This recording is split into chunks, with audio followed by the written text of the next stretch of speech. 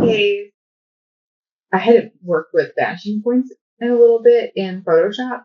So it hadn't like I had to go find some YouTube videos to help. And I actually it took me like 3 to figure out, okay, this is what I needed to do. And so I'm hoping that creating this video will help answer whatever you need in this one.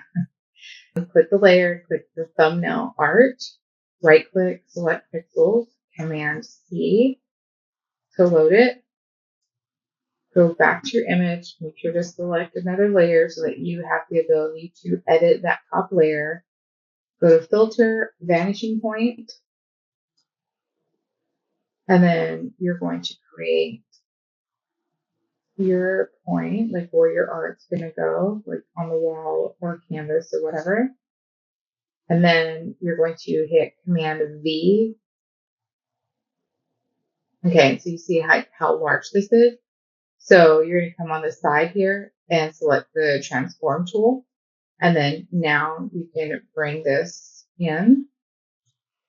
We're going to make this smaller, holding down shift. It's still kind of small. You can bring it in here, holding down shift. Well, don't hold down shift.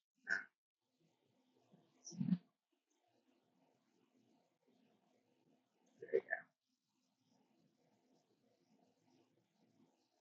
go. Okay. So it's good. Hit OK. And then like you can tell like that's not part of the image. So just work with your blending options. And you can either like just bring the normal down, but see even normal you can tell you could hit multiply and give it like that kind of phase look into the background. And there's so many different things that you can do to like make it blend a little bit better.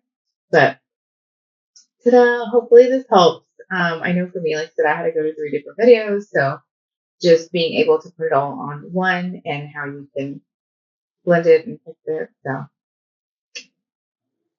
bye.